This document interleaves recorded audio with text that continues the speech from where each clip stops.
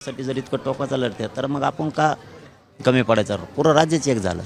आणि काही लोकांनी आम्हाला हमेशा त्रास दिला, हमेशाच नावं ठेवले, पण आम्ही हटलो नाही ना.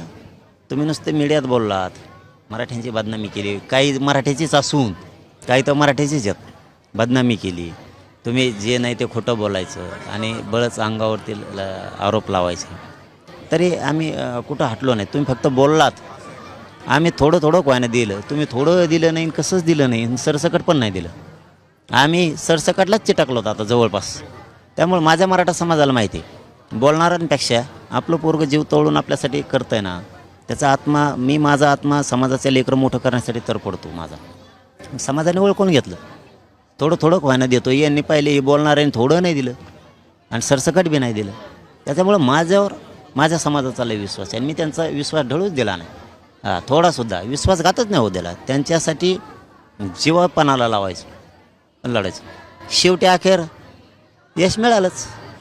मराठ्याने विजय खेचून आणलाच. ही का साधा विजय नाही आहे, कळणाऱ्याला कळतो भाऊ, हे सोपं नाही. मराठवाडा प्रदेशला आण नाही आहे.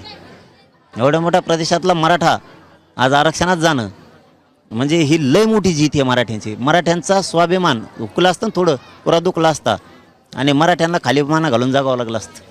मराठ्याचा स्वाभिमान असा टाईट ठेवला मी, कधीच हरून दिला नाही मराठा. टप्प्यात घेऊन का व्हायना, थोडं थोडं का व्हायना, पण मराठा हरू दिला नाही. कारण काय असतं, एकदा हरलं ना माणूस, एकदा मागं सरकारला पुढं येत नाही पुन्हा. त्याच्यामुळे मला मराठा हरून देता येत नव्हता आणि मी एकदाही हरू दिला नाही. प्रत्येक वळणावर मराठा जिंकीत चाललो मी.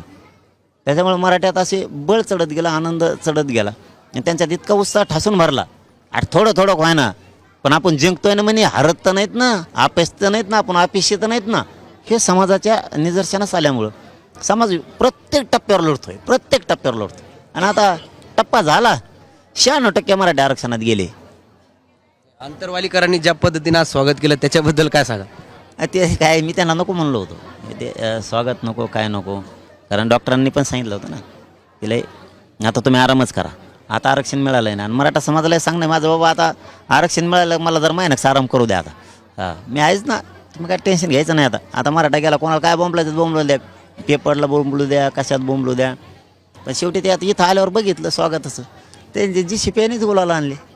मग ते त्यांचा आनंदच कशात मावत नाही अंतरवालीकरांचा. कारण आज दिवाळी आहे अंतरवाली, आजच्यासारखी दिवाळी आहे. त्यांच्या जीवनाचं सार्थक झालेलं आहे. नसता रक्त सांडलेले माणसं पुन्हा आंदोलनात कशातच येत नाहीत. ते मरायला भेट नाहीत. त्यांसारखा आनंद कोणालाच नाही. आणि समाजाला बी तेवढाच आनंद आहे. मिळालं लेकराला. आज न उद्या आता सगळे मराठी आरक्षणात जाणार आहे. आता isakal.com आहे देशातील नंबर 1 ची मराठी न्यूज वेबसाईट. प्रत्येक अपडेटसाठी isakal.com ला नक्की भेट द्या.